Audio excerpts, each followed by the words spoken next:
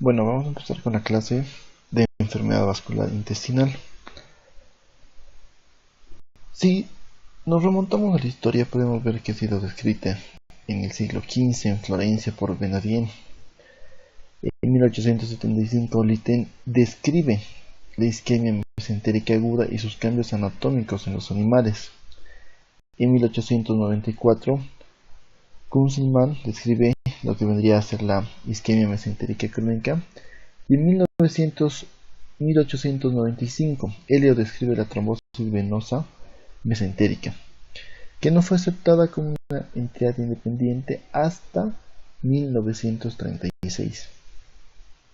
Pero, en 1958, Ende publica en la revista de New England Journal of Medicine Infarction of the Bowel in Cardiac Failure, hablando por primera vez de la no-occlusive mesenteric infarct.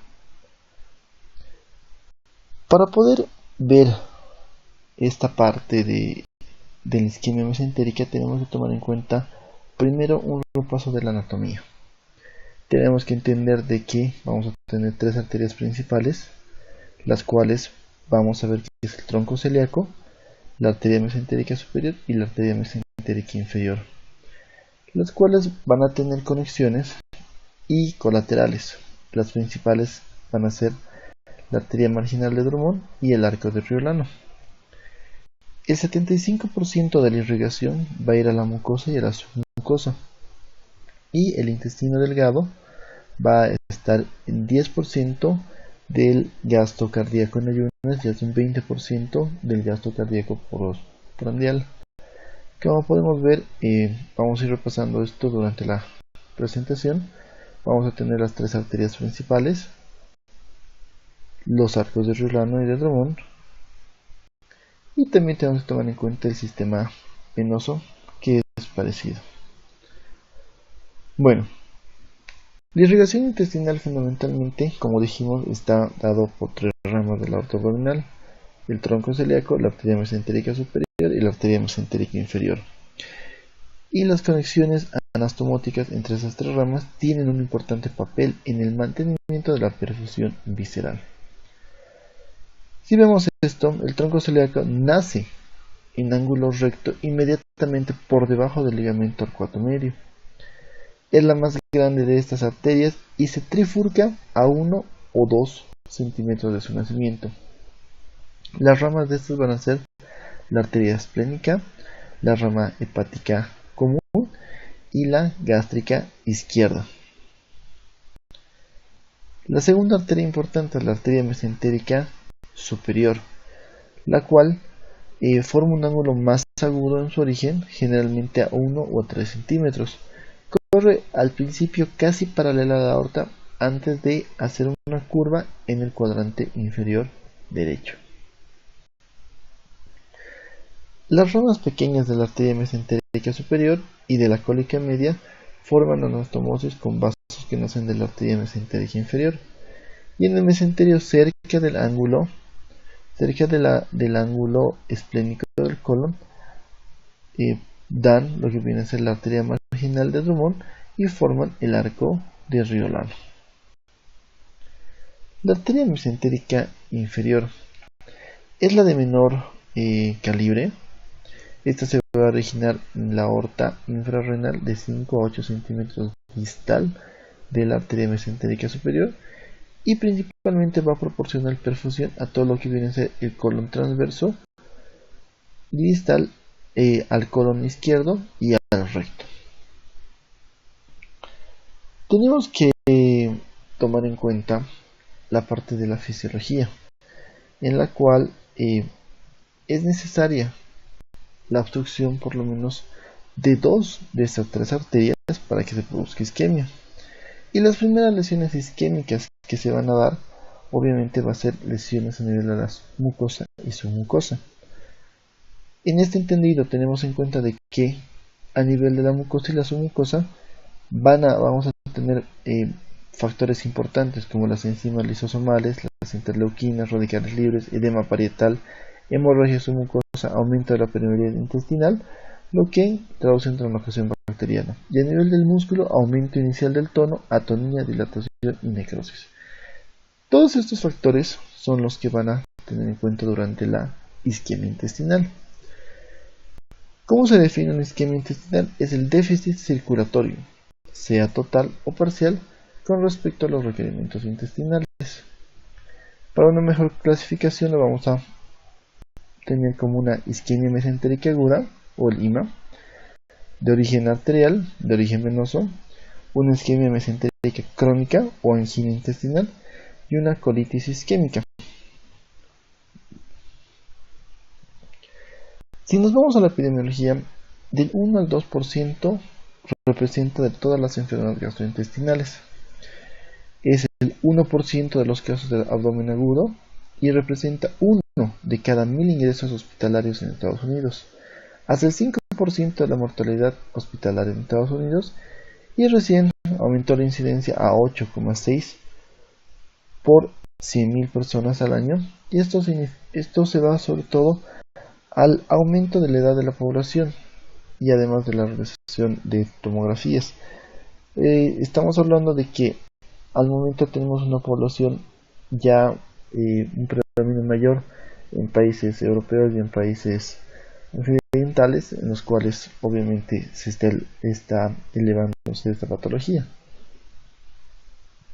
Como podemos ver, los tipos de incidencia aproximada: la colitis isquémica de un 70 a un 75%, la isquemia mesentérica aguda 25 a 30%, la isquemia mesentérica crónica un 5%, la isquemia focal segmentaria 5% y la trombosis venosa mesentérica incluida en el IMA es igual al 5%. Tenemos que tomar en cuenta, como dice acá, que existen formas agudas, subagudas y crónicas, y la forma aguda queda incluida en la isquemia mesentérica aguda. Si nos remontamos a la parte de la fisiopatología, podemos ver de que todo esto empieza directamente a nivel de la microcirculación. Cuando vemos que hay una obstrucción venosa, vamos a ver una congestión de las venas y esto va a causar una vasoconstricción. Vamos a ver que hay liberación de citoquinas, radicales libres, y esto aumenta la permeabilidad. Esto va a jugar un círculo yendo a que esta vasoconstricción va a hacer de que disminuya el flujo o la irrigación, hace de que la presión intraluminal aumente, y también vamos a ver que hay un consumo mayor de oxígeno, y todo este proceso produce una inflamación, o sea, activación celular con vamos a ver que hay una interacción a nivel del endotelio, y todo esto va a producir este círculo vicioso que va a aumentar la vasoconstricción y la liberación de componentes. Al haber un daño de la microcirculación, y como hemos visto que va a haber una apertura de la permeabilización de la pared, vamos a ver que hay una translocación bacteriana.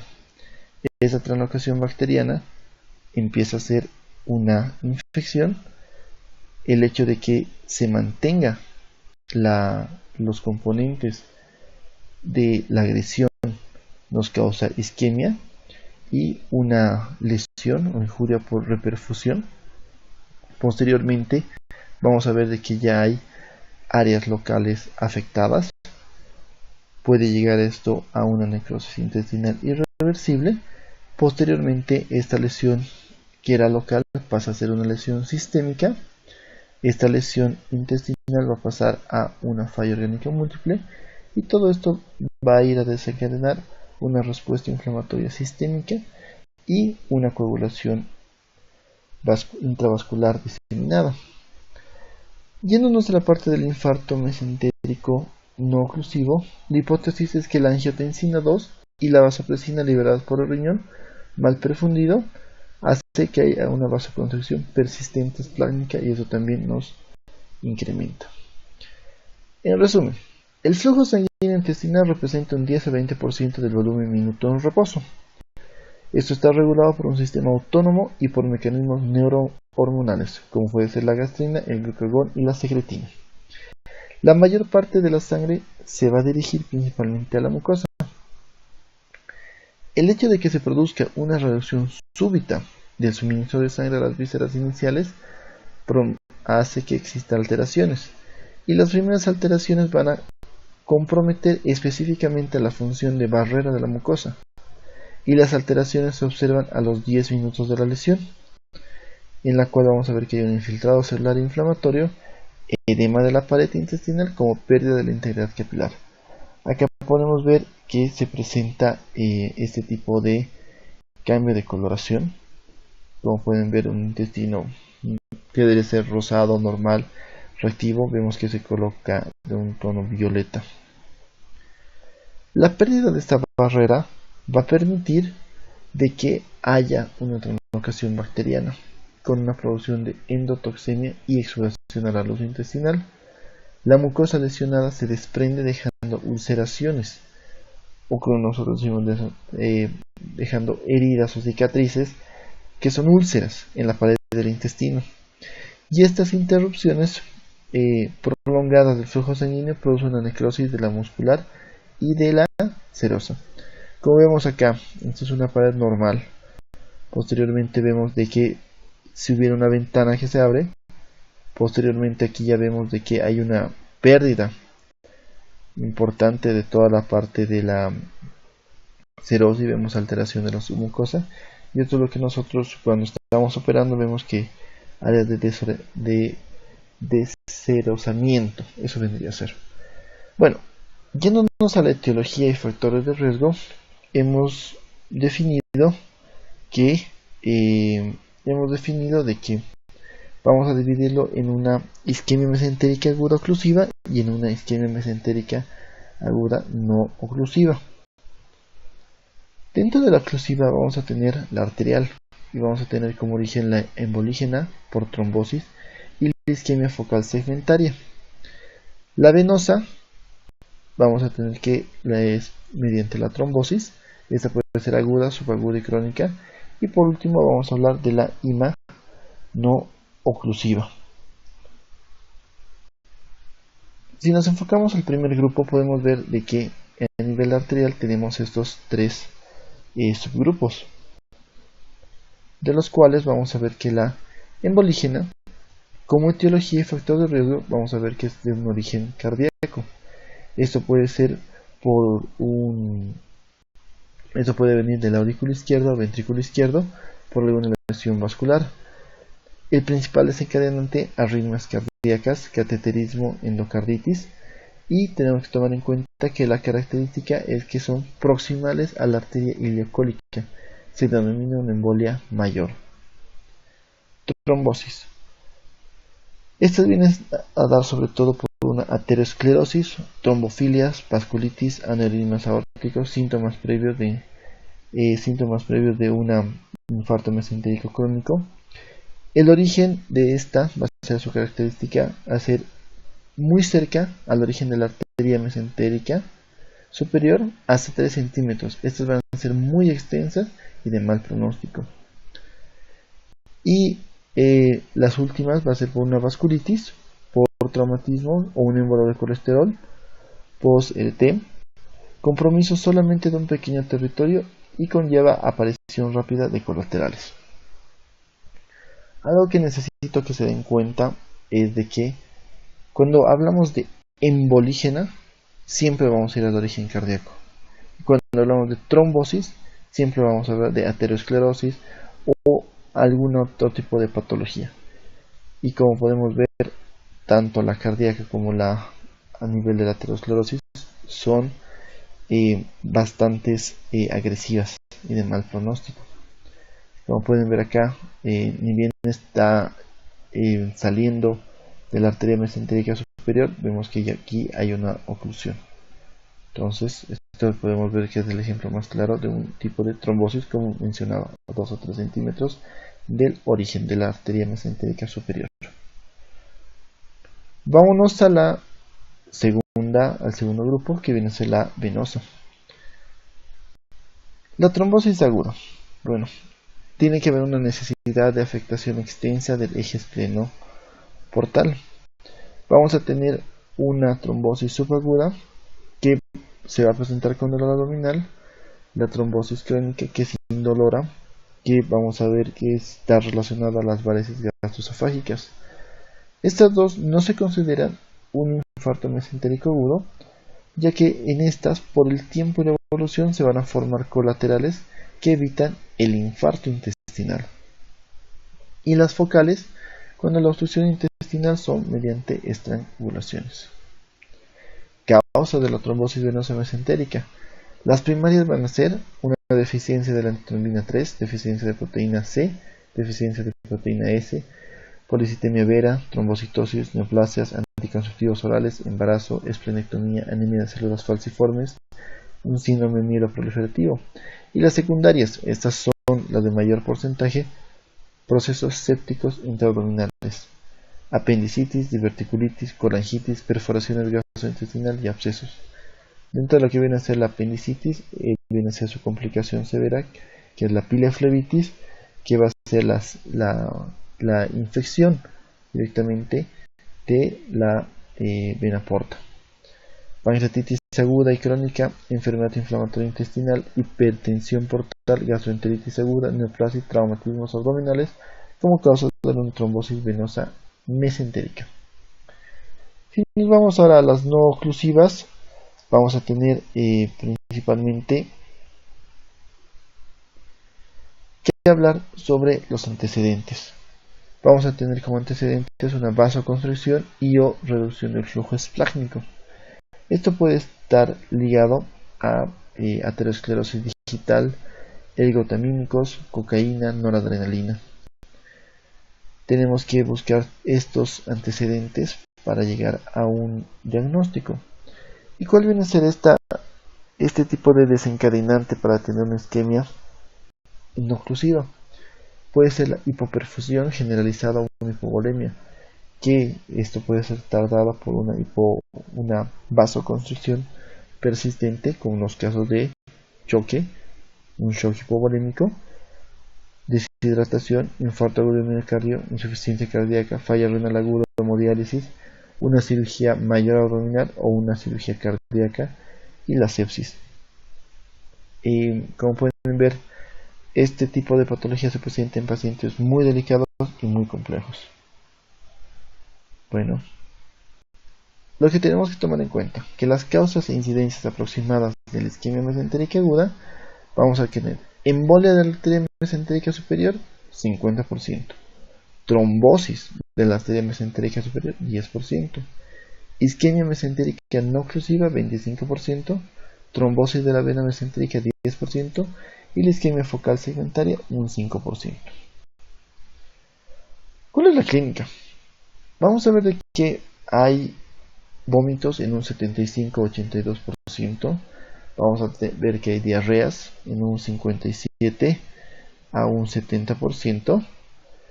Y el dolor abdominal es lo más característico, ya que es difuso. No es un dolor o hay una clínica específica. Al paciente le duele todo el abdomen, es un abdomen distendido, es de muy difícil diagnóstico clínico y como dice acá, es una localización difusa de un 88-95%. Si el origen es embolígeno, hay que tener un reconocimiento exacto del momento del inicio porque tenemos que calcular el tiempo. Y si el origen es trombótico, tenemos que tomar en cuenta el antecedente de angina con dolor agudo de mayor intensidad para saber igual el tiempo. Si hay una embolia previa, obviamente eso nos da un 33 a un 48%. Vamos a ver que en la trombosis venosa mesentérica es un inicio más insidioso. Solamente el 9% de los pacientes se presenta con síntomas de menos de 24 horas y tenemos que tomar en cuenta principalmente sus antecedentes. Y el infarto mesentérico no oclusivo es de inicio gradual, síntomas más leves, dolor periumbilical de tipo cólico, seguido de dolor constante, distensión o intolerancia digestiva, asociado obviamente, esto hemos dicho, en pacientes sépticos y chocados, con hipotensión, acidosis, hemorragia en pacientes en nutrición enteral, y tenemos que ver los antecedentes previos. Rogers en 1982 en los anales de Surgery de la revista norteamericana nos menciona que hay una triada clásica: dolor abdominal, vaciamiento intestinal, ya sea vómitos o diarrea, y una enfermedad cardíaca subyacente. Dentro de la exploración física, como les estaba comentando, vamos a ver que el abdomen tiene un aspecto más o menos de distensión abdominal, en la cual podemos ver de que hay a la palpación solamente vamos a ver que es una localización difusa. Al principio no hay signos de irritación peritoneal, solamente es un dolor, pero como se dice, dudoso. Y si esto se presentara es en un bajo porcentaje, como es acá, solamente un 17%. Durante el examen de la auscultación vamos a ver que hay abolición de los ruidos hidroaéreos en las fases avanzadas. Al inicio podemos escuchar, pero muy hipoactivos. A la percusión vamos a ver que hay un timpanismo, pero tenemos que tomar en cuenta, el timpanismo se va a presentar cuando ya está en fases un poco avanzadas, ya que va a producir una distensión de las asas intestinales, y eso es lo que nosotros vamos a ver como timpanismo. Cuando son etapas iniciales puede estar normal. Otras cosas que tenemos que tomar en cuenta es fiebre, hipotensión, un síndrome de respuesta inflamatoria sistémica, y como dice aquí, el dolor está fuera de proporción según la examinación.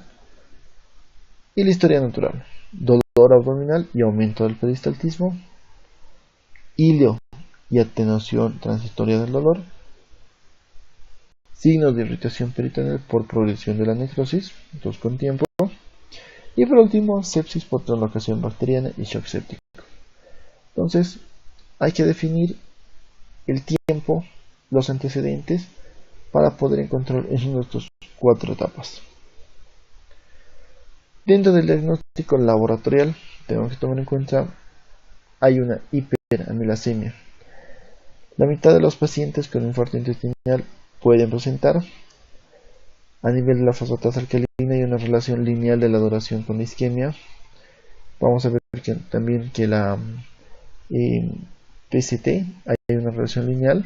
Vamos a ver que hay una leucocitosis con el vídeo a la izquierda, acidosis metabólica, la PCR está aumentada, hematocrito aumentado, uricreatinina elevadas, dímero D negativo.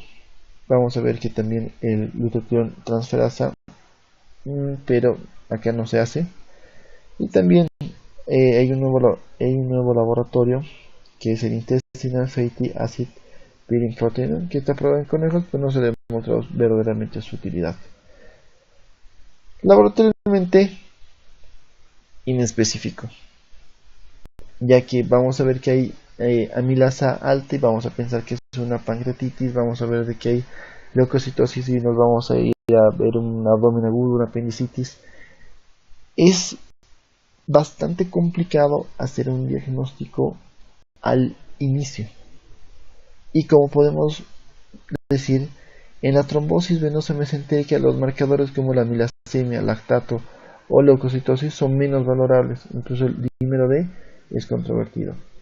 Laboratorialmente casi no nos apoya mucho el diagnóstico. Lo que sí nos puede ayudar es la radiografía. Si vemos en las rayos X de abdomen, puede ser normal en etapas iniciales. Posteriormente, los signos radiológicos, vamos a ver neumatosis y impresiones digitales. Podemos ver que es normal. Posteriormente vamos a ver signos de obstrucción del intestino delgado, neumatosis intestinal, edema de pared, envío deslustrado abdominal, pero puede ser normal en un 25%. El ecodoppler no es útil en la isquemia mesentérica aguda, y solamente hay una visualización de la porción proximal de la arteria mesentérica superior, y tampoco nos da un diagnóstico de una no oclusiva mesentérica infarto. Hay necesidad de un radiólogo con experiencia para poder utilizar el ecodoppler, y el paciente tiene que estar en ayunas para lo mismo. En la placa de abdomen podemos ver la neumatosis intestinal, que es aire en la pared del intestino. La ecografía Doppler, como vemos, es de bajo costo, no invasivo, pero es de difícil interpretación y tiene que ser un radiólogo con bastante experiencia. Si nos vamos a la tomografía sí nos ayuda porque esta tiene alta sensibilidad y especificidad. Vamos a tener la técnica sin contraste endovenoso, en la cual solamente vamos a ver calcificaciones vasculares o coágulos intravasculares de alta atenuación o hemorragia intramural. La tomografía tras la instilación de contraste endovenoso vamos a poder observar trombos arteriales, venosos, realce de asas, arterial menos de 30 segundos y portal más de 60 segundos. Yéndonos a la parte de la tomografía con contraste, vamos a ver que hay una captación disminuida y pobre del borde antimesentérico en las no oclusivas. Hay un signo de halo o diana, que va a ser una hiperperfusión y una hiperemia de la mucosa con edema mural, y la captación prolongada del contraste nos va a mencionar que hay una asa cerrada o asa en shock. También vamos a ver que hay una dilatación de la luz intestinal. Como ven, acá está dilatado el intestino. Y si nos vamos a cada tipo de clasificación, vamos a ver que en una trombosis de la arteria mesentérica superior vamos a ver un stop o una detención abrupta del vaso entre los 3 a 10 centímetros del origen. Vamos a ver de que las colaterales no se pintan o placas falsificadas. También vamos a ver a nivel de la trombosis de que hay un stop venoso de mayor longitud, aumento del diámetro del vaso o aumento del grosor de la pared intestinal. En las embolias hay una muesca de radio opaco en la luz, y en las no oclusivas afectación más generalizada de las asas intestinales, principalmente las asas delgadas que las colónicas, y hay una disminución del calibre de las venas. El shock bowel o signo de diada de las asas intestinales, que son asas aplanadas. Lo bueno de la tomografía con contraste endovenoso es que se pueden hacer las reconstrucciones tomográficas. Acá podemos ver la obstrucción de la salida de la arteria mesentérica superior.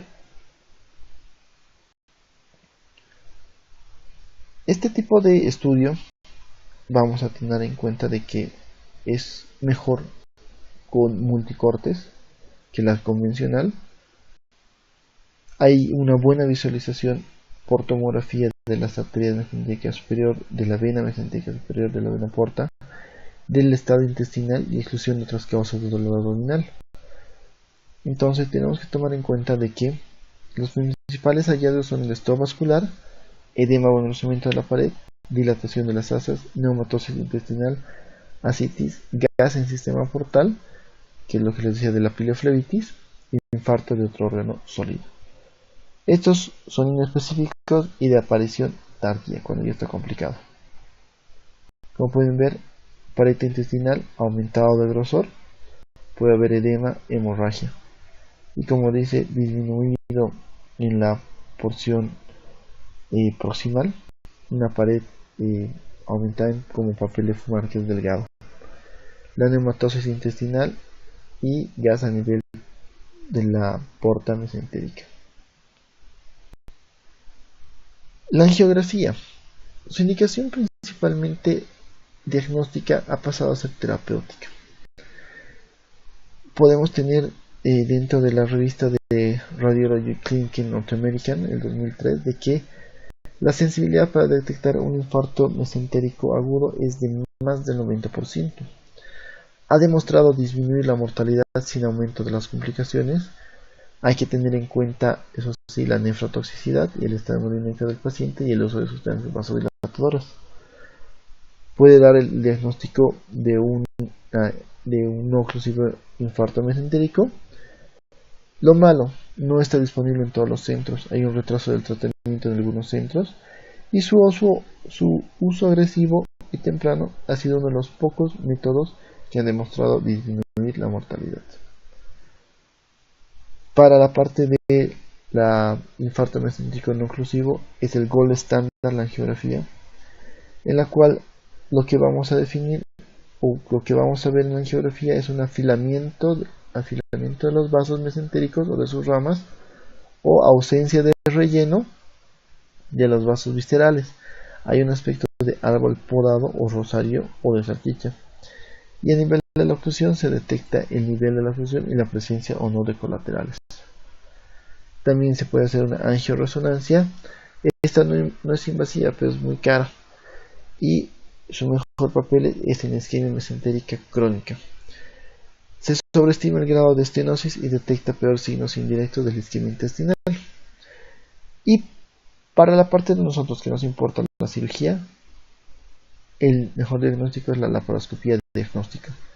Cuando no se tiene un diagnóstico y el paciente presenta signos inespecíficos, pero si hay un abdomen agudo, podemos hacer la laparoscopía diagnóstica y podemos diagnosticar la isquemia mesentérica.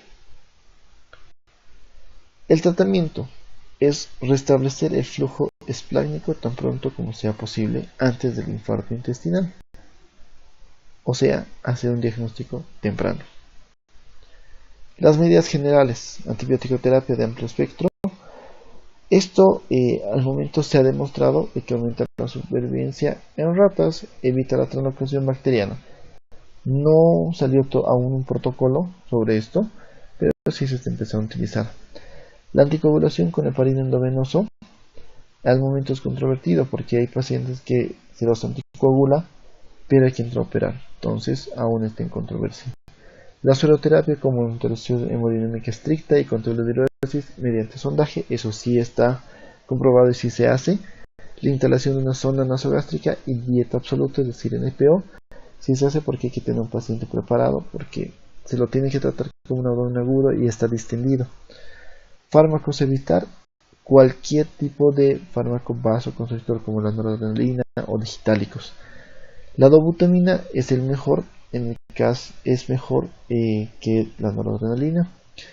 Y reservar concentrado de Matías o realizar estudios preoperatorios previos, ya que estos pueden hacer un secuestro y nos pueden mostrar niveles de hemoconcentración. ¿Cuál vendría a ser el plan? Cuando nosotros entramos a cirugía podemos hacer una revascularización, podremos hacer una embolectomía o realizar una técnica de bypass. Tenemos que evaluar principalmente el estado de las heces intestinales. ¿Cómo se evalúa esto? El color, el pulso, si presenta peristaltismo, se puede hacer un ecodoppler transoperatorio, fluorescencia endovenosa o una lámpara de Wood.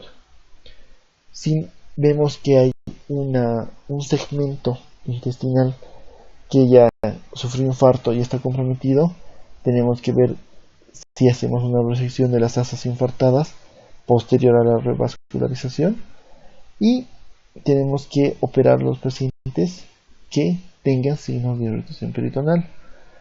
Muchos hablan del second look, que es una laparotomía de control o una laparoscopía de control a las 24-48 horas con el objetivo de revisar el estado de las asas. Si ha habido mayor extensión del infarto mesentérico, del infarto intestinal, o si con lo que el tratamiento inicial que hicimos va bien. Sachs reportó que solamente el 18 al 20% de los pacientes se beneficiarán de una laparoscopía o laparotomía en la parte de la segunda mirada. La segunda terapia podemos ver que hay una endovascularización percutánea, lo cual no está disponible en todos los centros, en la cual nos indica de que se puede hacer la inyección intraarterial de trombolíticos o vasodilatadores como la papaverina, que evitan la vasoconstricción persistente tras la reperfusión, o se puede hacer la colocación de un stent. Solamente esto se hace a pacientes operables sin signos de peritonismo o pacientes inoperables previo a una laparotomía, y se recomienda realizarla en quirófano por si hace falta realizar una laparotomía. Este tipo de terapia es diagnóstica y terapéutica al mismo tiempo. Si hablamos de este tipo de revascularización, el Journal of Vascular Surgery en el 2011 publica un estudio retrospectivo en el cual ven de que hay mayor supervivencia al tratamiento endovascular primario, la tasa de complicaciones es menor, pero el 69% de los pacientes tratados mediante abordaje endovascular también han requerido cirugía.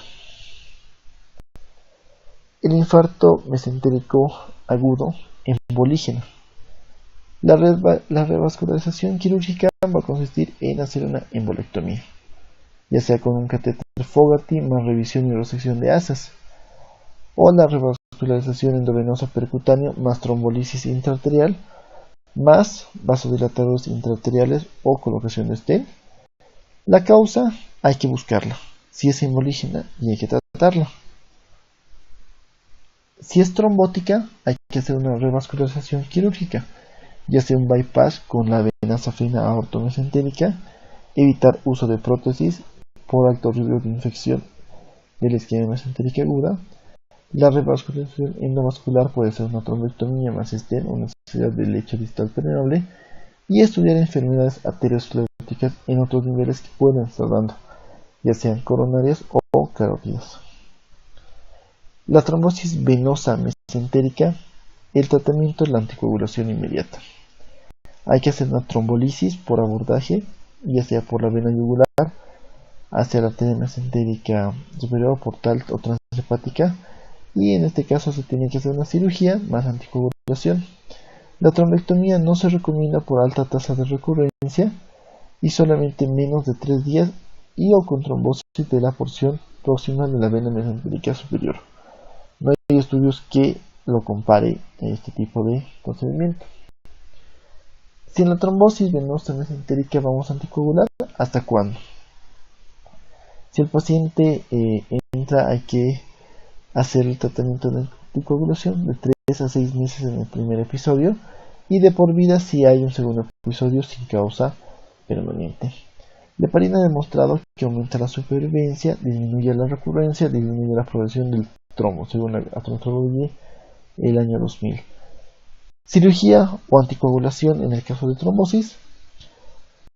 Hay que tomar en cuenta de que las asas intestinales suelen ser viables en la trombosis venosa mesentérica. Aunque su aspecto quirúrgico sean inviables, estos van a tener mejor tasa de supervivencia que los de infarto mesentérico. Entonces, esto depende y de cada uno la experiencia, ya que clínicamente podemos ver de que un infarto, como se puede decir, arterial y un venoso, tienen desde macroscópicamente el ácido intestinal es diferente. En las no oclusivas hay que utilizar vasodilatadores intraarteriales.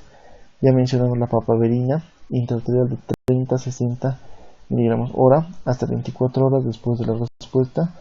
No finalizar aunque se realice la cirugía, y hay que hacer una monitorización hemodinámica estricta por peligro de una hipotensión profunda. El hilopros es un análogo de la prostacyclina, vasodilatador arterial. Tiene una actividad fibrinolítica antiagregante y se ha visto en animales que hay un aumento del 60% del flujo sin disminuir la tensión arterial.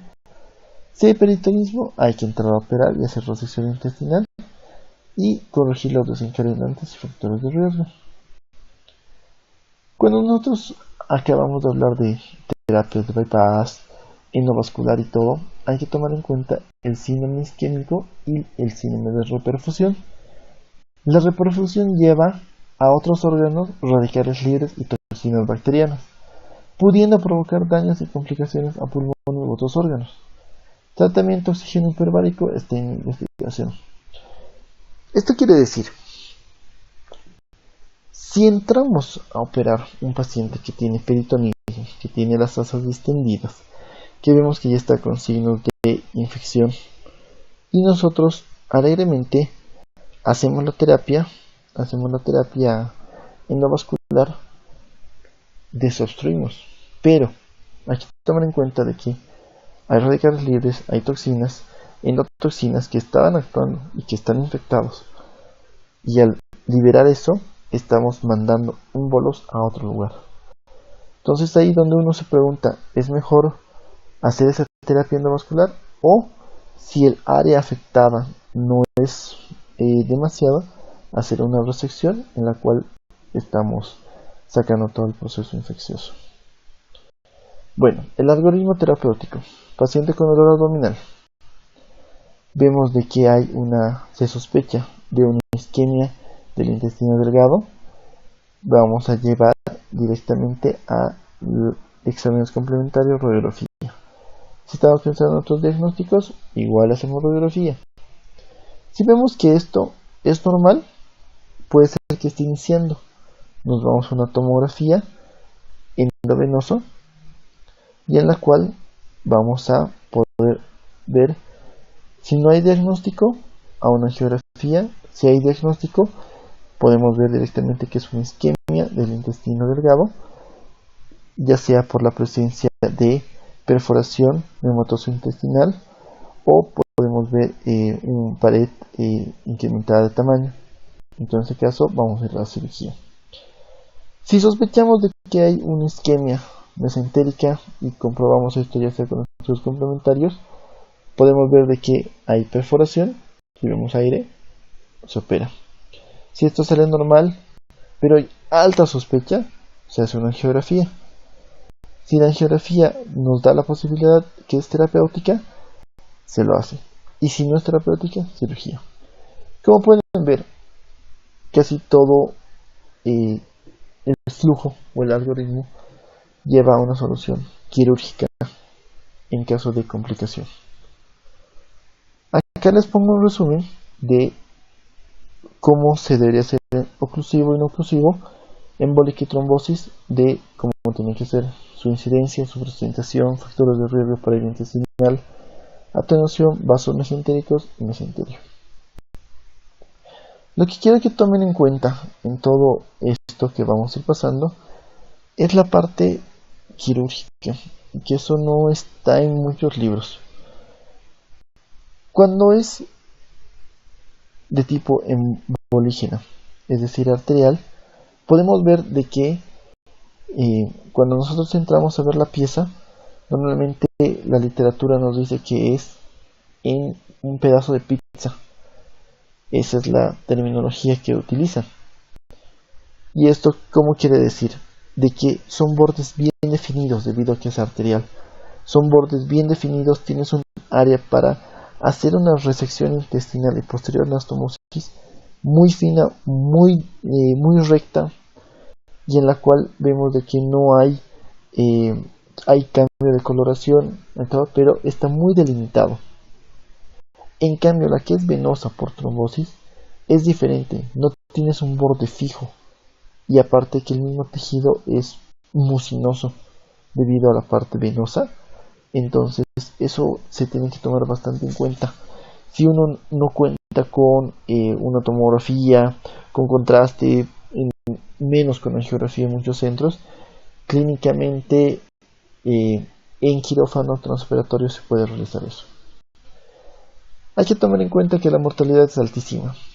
60 a 80% es la mortalidad para la isquemia mesentérica aguda y un 40% para la trombosis venosa mesentérica.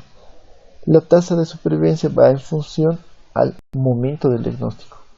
Primeras 24 horas 60%, después de las 24 horas 30%.